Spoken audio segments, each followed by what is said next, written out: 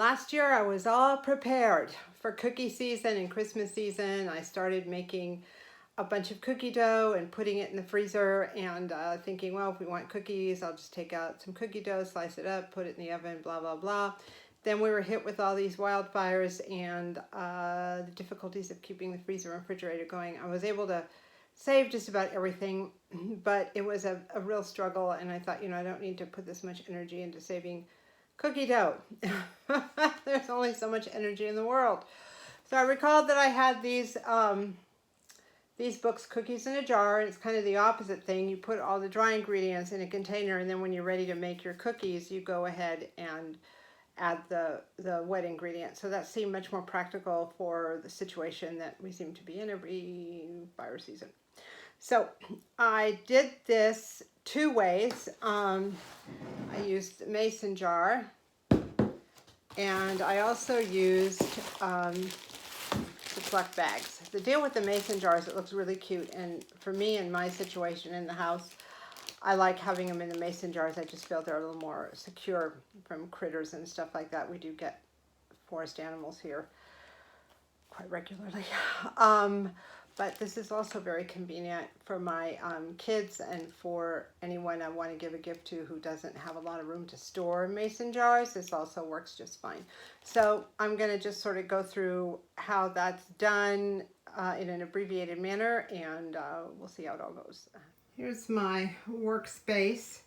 I have all my ingredients ready to go. My basic ingredients: oats, oatmeal, and sugars, flour, baking soda, powder, salt, some of the basic cinnamon, some of the basic stuff I'll be using. I have my measuring cups and spoons here. I thought about what I needed, got them out. I have multiple cups because some will be for sugar, some will be for oats, some will be for flour. I have my recipe book here. I have my tamper to tamp down the layers a little bit if it gets too full in the jar. Now for my kids, I'm going to be making these cookie mixes in Ziploc bags and just, so that they can store them flat in their cabinets. For me, I'm going to be making them in these, in the mason jars. I think they're the big ones. I'm not sure. Maybe they're a quart with a wide mouth. Wide mouth is important, easier to get stuff in and out. And I do that because I like the way they look, and also, frankly, I live in the woods and critters get in and out here no matter what we do. And as you can see by how I store my flour and all that stuff, I really try to keep things locked up tight here. So we're going to get started. I'm going to start filling up as many as I can. I've picked out a couple recipes I'm going to do, and let's see what happens. So in spite of the way things look all pretty on the internet, Pinterest or whatever, it is kind of hard to get things in there absolutely straight. This is what the side of mine looks like right now, and I'm really not concerned about it. These are for my personal use, and if they were for somebody else's personal use, fine, they probably would not object. But in order to get things kind of evenly distributed, like here's the sugar, you don't have to pour it all in all at once. I put it in the in the little quarter cup, which is what is required for this part of the recipe, and then I take a teaspoon and kind of distribute it like that, just so it's more or less around there. And go like that, and then I take it and I'll kind of bang it on the counter once or twice, even it out. Now this is a wide one, wide mouth, so you could stick your fist in there, your hand, and flatten it out. I have a tamper, so I'll show you what that looks like. I got this on Amazon some months ago. It's for making like mini pie crust in muffin tins and mini muffin tins, but it's also great for this. You can just push it down. Sometimes space is really a premium. They pretty much fill these up completely, so you want to make sure that the mix is well flattened in there, so there's room for all the ingredients. In the interest of full disclosure, this is what the work area looked like after I finished packing all the cookies. Well, here we are so far. I've put on some little temporary labels just so I know what is what.